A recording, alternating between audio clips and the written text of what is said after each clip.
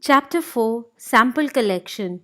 Topic Special Venous Blood Collection Technique. The learning objective of this video are special venous collection techniques including winged blood collection system for fragile veins, needle sizes and color coding, and site and procedure of blood collection. Special venous collection techniques. Winged blood collection for accessing fragile veins. While accessing small or fragile veins, such as those of pediatric or geriatric patients, use of winged blood collection sets with 22 or 23 gauge needles is recommended due to ease in manipulation and reduction in stress exerted on the vein by modulating application of vacuum. A winged infusion set, also known as butterfly or scalp vein set, is a device specialized for venipuncture, that is, for accessing a superficial vein for either intravenous injection or phlebotomy. It consists from front to rear of a hypodermic needle, two bilateral flexible wings, flexible small bore transparent tubing, often 20 to 35 centimeters long, and lastly, a connector called either a female lure or a lure adapter that can fit on a tube holder. This connector attaches to another device, example, syringe, vacuum tube holder, or extension tubing from an infusion pump or transfusion bag. While using this device, the user must ensure that the connection is tight, otherwise there could be leakage or vacuum from a loose connection, leading to chances of froth formation and hence hemolysis. Needle sizes and color coding. The winged blood collection sets are available in 3 gauges, 21, 23, and 25. Higher the gauge number, smaller is the size of the needle.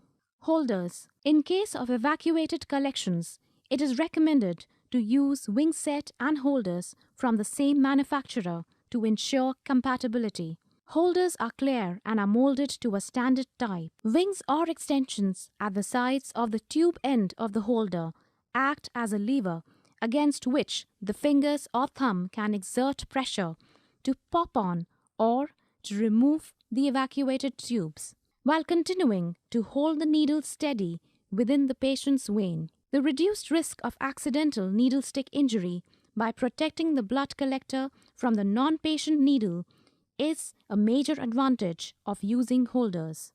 Disposable holders with needle attached are disposed of as one unit, reducing the risk of accidental needle stick injury. Do not attempt to remove the needle and reuse a disposable holder. The threads on the holder are only designed to be used once and may cause the needle to release during collection. Larger sharp containers may be required to accommodate disposable holders. Assembling winged blood collection set. When using wing set for evacuated closed collection system, holder is attached to the lure adapter of the blood collection set. While using wing set with lure adapter, a holder is attached to the wing set.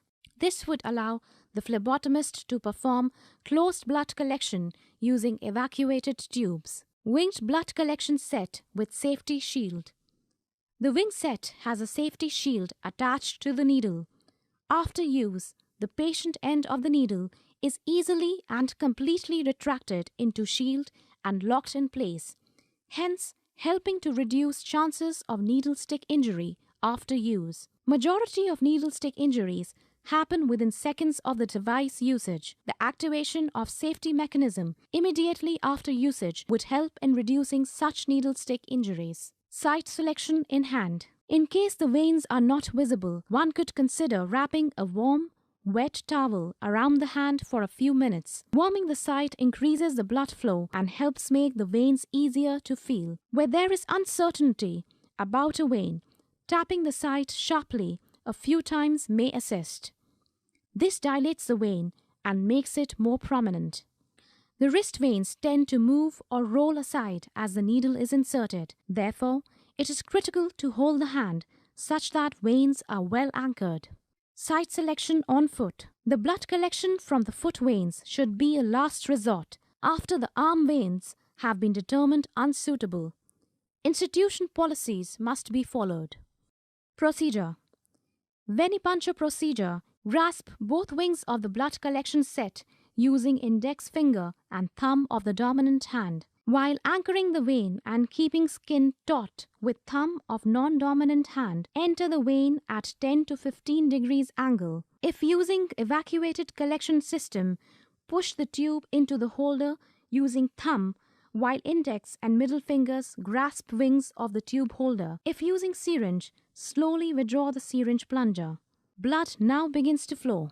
While using evacuated collection method, follow the same order of draw as discussed under the section of phlebotomy. Withdraw the needle. Once last tube has filled and been withdrawn or required amount of blood has been withdrawn in syringe, put a clean gauze pad on site and apply light pressure. Gently and quickly withdraw the needle and continue applying pressure on site. Activating safety feature. Withdraw the needle while grasping the safety shield area with thumb and index finger. With opposite hand, grasp tubing between thumb and index finger. Push the safety shield forward until the shield locks in place. Discard the blood collection set. Discard the complete assembly without removing the holder into an approved safety box. Be aware, tubing attached to sharps can recoil and lead to injury. Maintain control of both tubing and the device during disposal.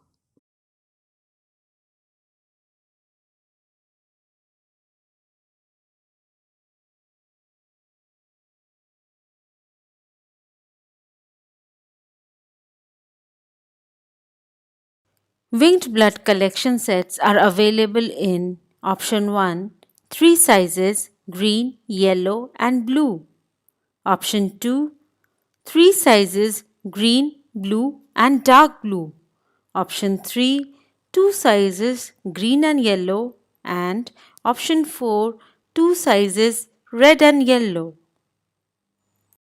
The correct answer is green, blue, and dark blue.